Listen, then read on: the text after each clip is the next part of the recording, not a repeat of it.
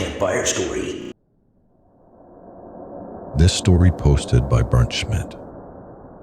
When I worked for a security company, I used to have to do nightly rounds in an old, dilapidated building which used to be a newspaper printing press and journalist offices. Usually I would do these rounds around 3 or 4 a.m.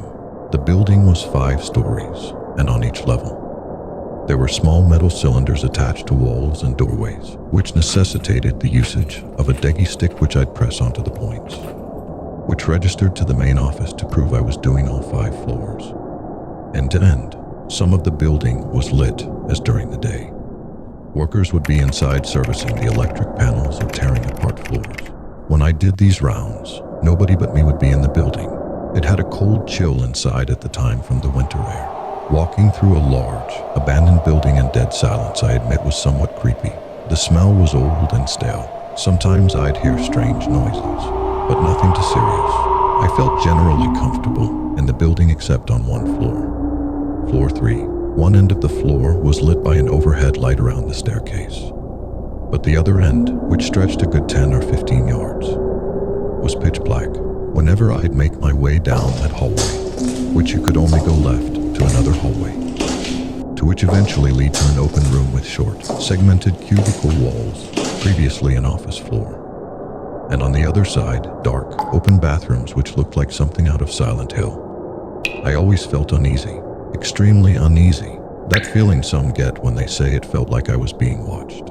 Yeah, that was me. One night, while making my way through the darkness of that floor, I felt something touch the back of my neck.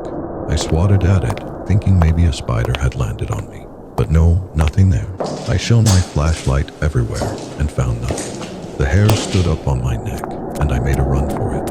I looked back behind me, ignoring the final deggy point I had to hit, which involved me walking the full stretch of the hallway, through a door to another creepy, dark room, hitting my point and going back to the eerie hallway, and finally back to the light, and swear I saw a shadowy mass moving about near those dreaded bathrooms. Later on that night, I went to evaluate a guard at another site who used to work in that building for years ago. When it was functioning with employees, I started to tell him about that building. I said to him, "Yeah, I get weird vibes on," and he immediately interjected with the 3rd floor. I was dumbfounded, and my creep meter shot so high it broke the glass. I asked him what he meant by that before revealing my story. He told me that a woman had committed suicide on that floor. Her husband left her, and she got up from her desk, walked to the window, and leapt out, landing like a splattered pancake in the parking lot. Not long after, the women on that floor refused to stay past 4, and they all avoided the bathrooms. They made claims of hearing voices and seeing shadows out of their peripherals. Among other things, he used to do the rounds in that building during working hours. But one night he stayed late and did rounds after dark. When everyone had left, he felt the same vibes, and he also claimed that on that night, he shined a flashlight down in the direction of the bathrooms and purportedly saw a tall, black figure, slightly hunched over, standing in the hallway back towards him, peeking over its shoulder. He bolted out and never went on that floor again, or at least near the bathrooms. To give some detail on why the bathrooms were so eerie, they were both next to each other and doorless. When I would shine my light into the pitch darkness, I'd receive back the glare of mirrors with stains splashed all over them. Creepy porcelain white sinks, a white tiled floor, and shadows bouncing off of the walls. If you haven't played it, I'd recommend going on YouTube and watching a clip of the hallway. Bathroom scene from Outlast to Feet. The corridors and bathrooms are strikingly similar to what I'm describing here. Just those images alone will give you goosebumps. Now I knew psychologically I'd be having to do rounds at this building, but I couldn't avoid it. Our company was contracted to have a guard walk the grounds twice a day. I got stuck with the night rounds, so you can imagine my next visit I was not looking forward to. It went on for several days with nothing eventful occurring. However, that feeling of dread wouldn't subside, only strengthen. Finally, one night, I worked up the courage and said out loud, "If anyone is in here, make your presence known now." Nothing. I continued down the dark hallway, through the door into that dark room at the end. Flashlight in hand, hit my point, and re-entered the hallway, passing the bathrooms, and going to turn right into the dark. open cubicle area. Suddenly, the temperature plummeted rapidly, and I froze. I can't explain it, but I got this sinking feeling in me that something was right behind me. Now, I know that typically, when people give their accounts of seeing ghosts or demons, it's usually just tricks of the light or their own minds seeing something that isn't really there. But mentally, they somehow contort reality to fit their skewed beliefs that they're seeing something which is not there. Well, I've had that happen to me before, and this was not one of those instances. I was completely awake, engaged, and lucid.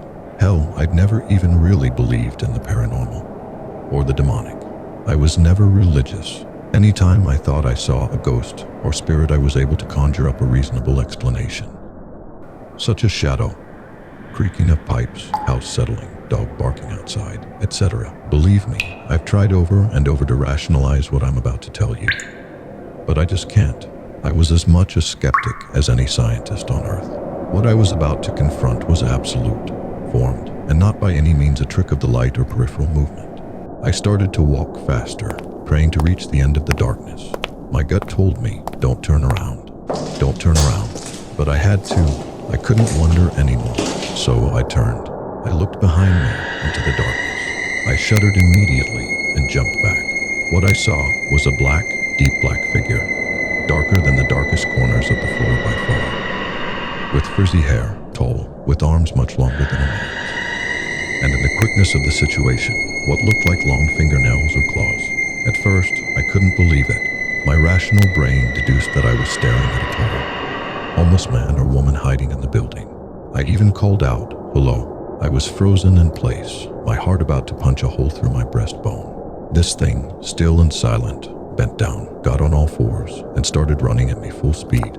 And the way it was taking its strides in that split second were short, very fast movements, like a crippled dog chasing the mailman. I turned and sprinted so fast towards the exit door that I fell forward, slamming myself into the door. I opened it to run out, but turned around one last time and shone my flashlight directly back where I'd encountered this thing.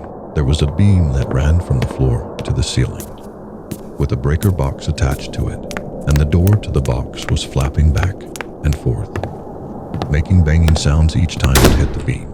I watched until it stopped. Something had slapped it. You could deduce the wind from me running could have caused this, but it was a good 15 feet away when I passed it, and on the opposite side of the beam. This couldn't have happened.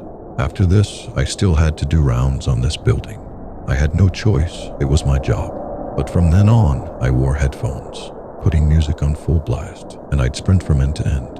Weeks later, I stopped in the darkness and called out for whatever it was to leave, that I refused to communicate with it any further. To this day, since this happened, I've not encountered anything I'd call paranormal. But that night, that thing, I'll never forget. It was real, it was full of hate, and I'm convinced it wanted to hurt me, or kill me, hopefully. Subscribe or I will haunt your house. If you like this video, please do comment, like and subscribe for more. Thanks for hearing. See you in the next one.